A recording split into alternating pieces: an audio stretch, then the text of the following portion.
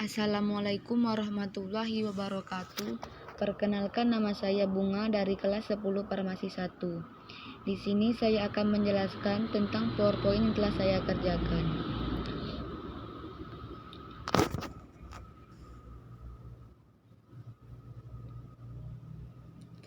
Sebelum menjelaskan PowerPoint, saya akan membacakan surah Al-Anfal ayat 72 terlebih dahulu. A'udzubillahi minasyaitonirrajim. Bismillahirrahmanirrahim. Innallazina amanu wa hajaru wa jahadu bi amwalihim wa anfusihim fi sabilillahi wallazina awaw wa nasaru ulaika ba'duhum awliya'u wallazina amanu wa lam yuhajiru ma lakum min walayatihim min syai'in hatta yuhajiru wa in istansarukum fid dini fa'alaikumun nasru illa ala qaumin bainakum wa bainahum mitsaq wallahu bima ta'maluna basir. Artinya, sesungguhnya orang-orang yang beriman dan berhijrah serta berjihad dengan harta dan jiwanya pada jalan Allah dan orang-orang yang memberikan tempat kediaman dan pertolongan kepada orang-orang muhajirin. Mereka itu satu sama lain lindung-melindungi dan terhadap orang-orang yang beriman, tetapi belum berhijrah, maka tidak ada kewajiban sedikit pun atasmu melindungi mereka sebelum mereka berhijrah. Akan tetapi, jika mereka meminta pertolongan kepadamu dalam urusan pembelaan agama, maka kamu wajib memberikan pertolongan kecuali terhadap kaum yang telah ada perjanjian antara kamu dengan mereka. Dan Allah Maha melihat apa yang kamu kerjakan.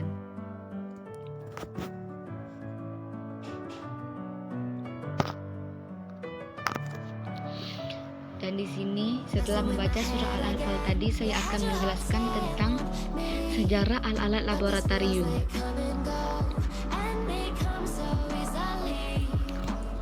Laboratorium adalah instalasi atau lembaga yang melaksanakan pengujian.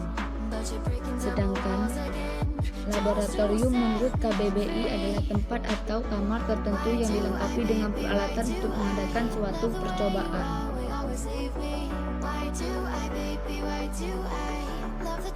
Laboratorium pertama kali dikenal dalam pembelajaran sains di Amerika Serikat. Pendidikan sains awalnya dianggap sebagai studi filsafat alam.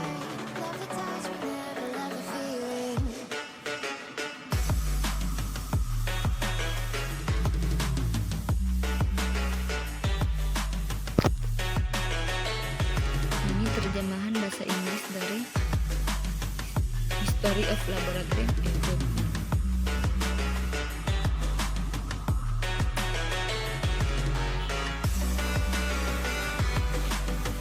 Penemu laboratorium pertama adalah Wilhelm Maximilian Ward, lahir pada tanggal 16 Agustus 1832 dan meninggal pada tanggal 31 Agustus 1920 pada umur 88 tahun.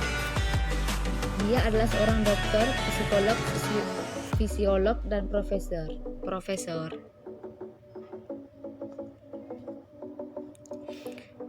Ini adalah struktur organisasi laboratorium. Kemudian ada alat-alat pelindung diri di laboratorium atau APD. Yang pertama ada gas cloth. Fungsinya untuk melindungi tubuh dari tumpahan bahan kimia atau api sebelum mengenai kulit pemakainya.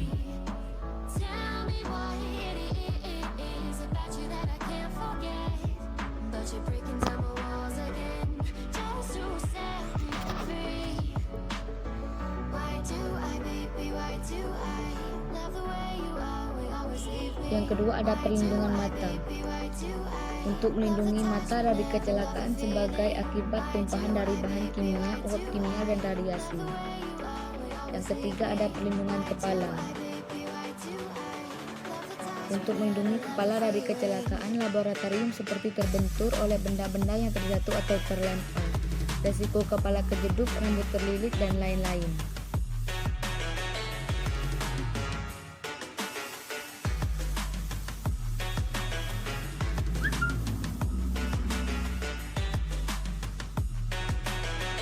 Keempat, ada perlindungan wajah. Fungsinya untuk melindungi wajah dari kecelakaan kerja seperti terkena percikan bahan-bahan kimia atau kecelakaan lainnya.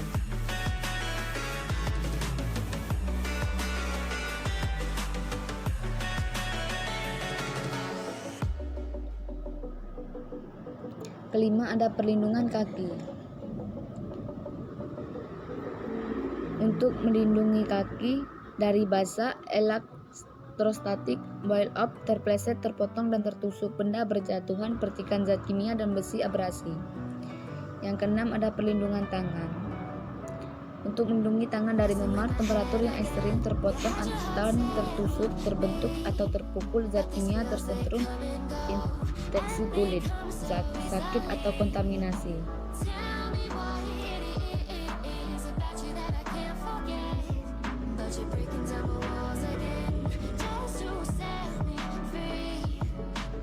Ketujuh, ada perlindungan pernapasan.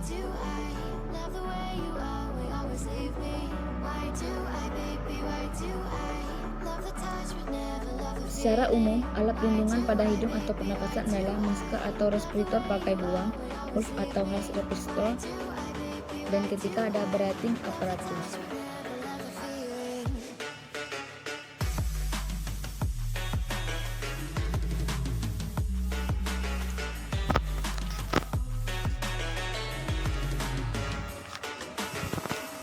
Yang kedelapan atau yang terakhir, ada perlindungan pendengaran. Fungsinya untuk melindungi telinga dari bahan-bahan kimia atau serpihan agar tidak masuk ke dalam telinga pemakai.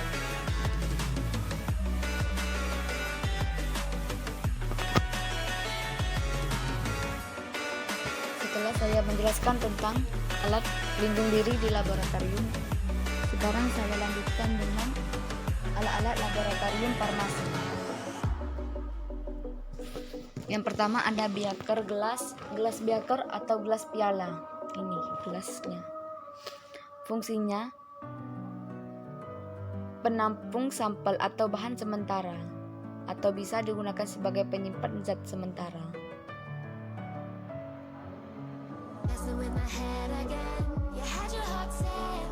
Yang kedua, ada gelas ukur. Fungsinya untuk sampel bahan cair dengan ketelitian rendah. Ketiga, corong gelas. Keempat, pengaduk kaca. Kelima, ada karet penghisap. Keenam, pipet ukur. Fungsinya mengambil larutan dan mengukur volume larutan pada berbagai skala dan atau ukuran dengan ketelitian tinggi. Ketujuh, pipet volume atau pipet kondok. Mengambil bahan dan mengukur volume larutan hanya satu skala ukuran dengan ketelitian tinggi atau ketelitian lebih tinggi dibanding pipet ukur. Kedelapan, pipet tetes atau dropping. Mengambil bahan dalam jumlah sedikit atau tetesan, tidak ada skala ukuran volume pada saat alat ini. Kesembilan, labu ukur atau labu takar. Membuat suatu larutan dengan volume yang diketahui secara teliti. Ujung 10, ada batang pengaduk ujung spiral. Menghomogenkan larutan kimia adalah fungsinya.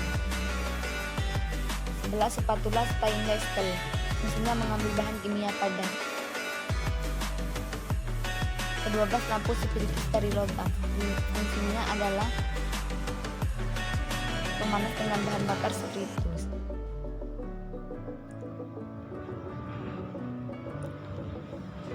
Ke-13, ada Erlenmeyer. Fungsinya ada mengukur volume bahan kimia cair dengan ketelitian rendah. Sebagai tempat menampung bahan kimia untuk sementara, tempat menghomogenkan larutan atau media, tempat untuk menyimpan media pada pengujian mikro, digunakan untuk menampung titran pada saat titrasi, tempat menyimpan media pada analisa mikrobiologi. Ke-14, ada cawan porselin. Fungsinya adalah mereaksikan zat kimia pada suhu tinggi, tempat mengarangkan bahan yang kemudian sekaligus tempat untuk mengapungkan bahan, menguapkan bahan dengan cara dipanaskan baik pemanasan langsung maupun tidak langsung. Ke-15, ada neraca analitik. Fungsinya adalah menimbang alat bahan dengan ketelitian 0,001 gram dan kapasitas maksimum 210 gram. Ke-16 ada botol semprot untuk menyimpan aqua. Ke-17 ada mortar pastel untuk menghaluskan bahan. Ke-18 karet buret untuk X, tempat meletakkan buret. 19 ada statif untuk menegakkan buret, corong pisah dan lain-lain. Statif dikombinasikan dengan ring atau klem. Ke-20 ada buret, alat yang digunakan untuk melakukan operasi. Ke-21 ada kufet dan rak kufet. Fungsi rak kufet untuk meletakkan kufet, dan fungsi kufet adalah sebagai wadah standar yang akan diuji menggunakan spektrofotometer. Ke-22 ada batang osok ujung bulat dan osok ujung lurus.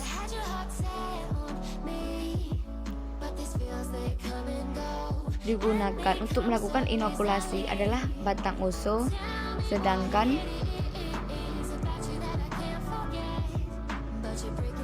osok yang berbentuk lurus biasanya digunakan pada inokulasi dengan cara metode gores pada media agar. Ke-23 ada tabung reaksi dan tabung durham. Tabung reaksi digunakan sebagai tempat pengenceran atau digunakan tempat menyimpan media, sedangkan tabung durham adalah alat bantu yang digunakan sebagai indikator pada pengujian mikrobiologi dengan metode IPM. Ke-24 ada pengaduk L, fungsinya untuk meletakkan sampel yang dimasukkan ke dalam media yang ada di cawan petri dengan cara diputar. Ke-25 ada lampu spiritus. Lampu spiritus adalah lampu pemanas api dengan bahan bakar dari spiritus. Pada laboratorium mikrobiologi, lampu spiritus mempunyai beberapa fungsi atau kegunaan. Yang terakhir ada rak tabung reaksi. Fungsinya untuk meletakkan tabung reaksi. Ini juga dari alat laboratorium farmasi.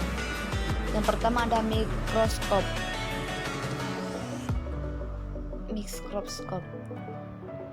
Digunakan untuk melihat benda atau objek yang ukurannya kecil, bahkan sangat kecil, agar terlihat lebih besar dan bisa dilakukan terhadap objek tersebut.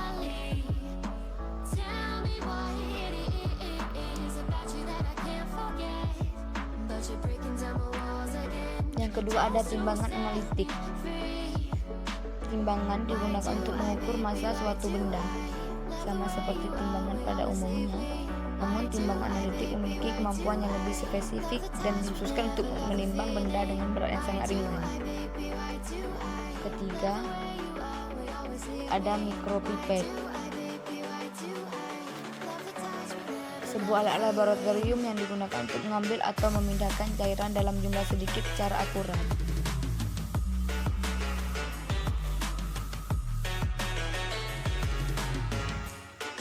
Keempat,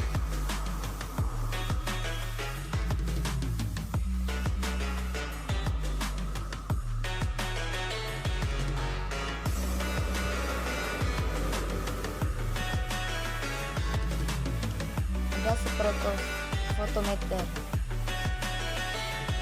Dan kelima,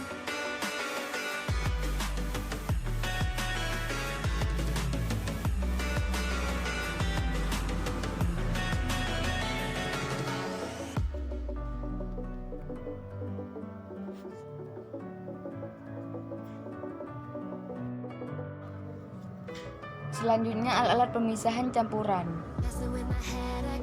Yang pertama ada filtrasi atau penyaringan.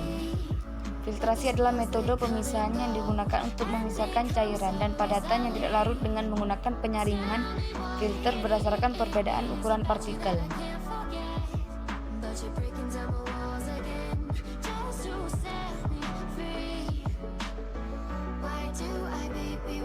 Yang kedua ada dekantasi. Dekantasi dapat digunakan sebagai salah satu alat alternatif selain filtrasi untuk memisahkan cairan dan padatan. Yang ketiga ada sentrifugasi. Metode jenis ini sering dilakukan sebagai pengganti filtrasi bila partikel padatan sangat halus dan jumlah campurannya lebih sedikit. Keempat ada evaporasi. Metode yang digunakan untuk memisah zat pada yang terlarut dari larutannya disebut evaporasi. Kelima ada distilasi atau penyulingan. Distilasi adalah metode pemisahan campuran zat cair dari larutannya berdasarkan perbedaan titik didih. Jika larutan dipanaskan, maka komponen titik didihnya lebih rendah akan menguap terlebih dahulu.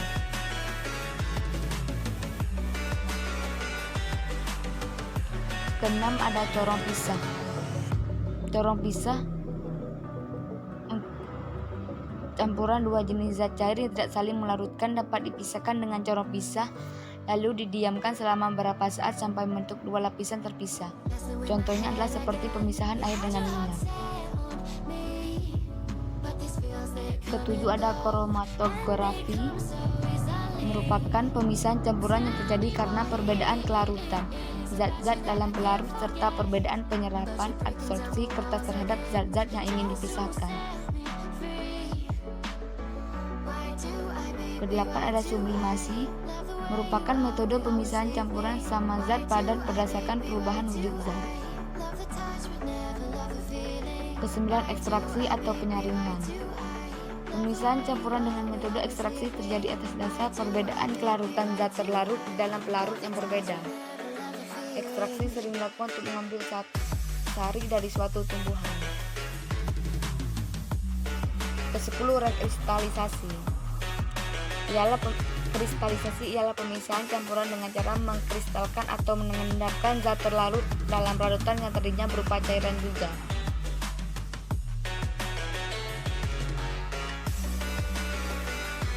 Yang pertama ada bahan kimia beracun, pengelompokan bahan-bahan berbahaya.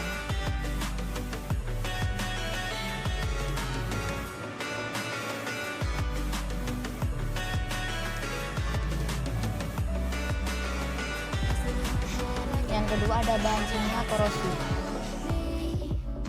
Adalah bahan kimia yang karena reaksi kimia dapat mengakibatkan kerusakan apabila kontak dengan jaringan tubuh atau bahan lain.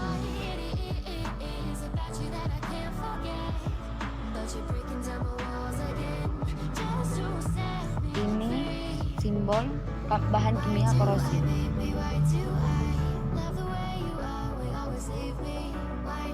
Yang ketiga ada bahan kimia mudah terbakar atau flammable.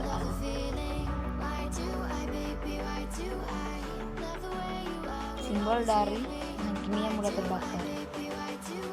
Contoh bahan kimia terbakar al, asil, fosfor, fosfor putih, hidrida, estilen, dan lain-lain.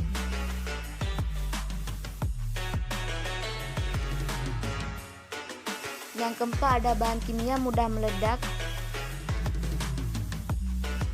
Ini simbol dari bahan kimia mudah meledak. Bahan kimia mudah meledak adalah suatu zat padat atau cair atau campuran keduanya yang karena suatu reaksi kimia dapat menghasilkan gas dalam jumlah dan tekanan yang besar serta suhu yang tinggi sehingga menimbulkan kerusakan di sekelilingnya.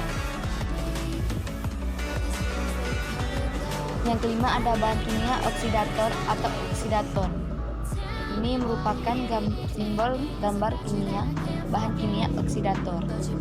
Bahan kimia oksidator adalah suatu bahan kimia yang mungkin tidak mudah terbakar tetapi dapat menghasilkan oksigen yang dapat menyebabkan kebakaran bahan-bahan lainnya. Yang keenam ada gas bertekanan.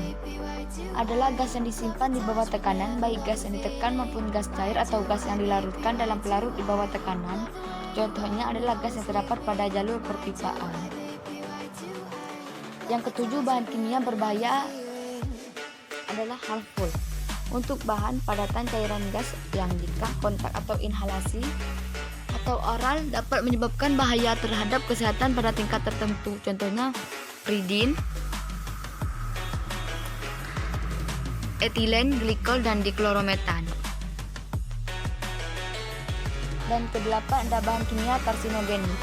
Untuk menunjukkan paparan jangka pendek, menengah, banyak atau berulang dari bahan ini sebabkan karsinogenik, teratogenik, mutagenik, toksisitas sistemik, the organ spesifik, toksitas, PHD sistem reproduksi, gangguan saluran pernapasan. Contohnya adalah benzena, benzidin, asbestos, naftilamin, senyawa nikol, vinil, klorida, warfarin, roakuatan. Yang kesembilan ada bahan kimia berbahaya untuk lingkungan. Contohnya tributil timaklorida, tetraklorometan, patrelum benzena, klorofluorokarbon, KVC dan PCBF. Dan yang terakhir ada bahan kimia iritasi atau iritan. Simbolnya untuk bahan padatan cairan jika kontak secara langsung terus-menerus dengan kulit atau selaput lendir dapat disebabkan iritasi peradangan. Contohnya amonia, benzil, klorida, kalsium klorida, ispropilamina, asam dan basa encir.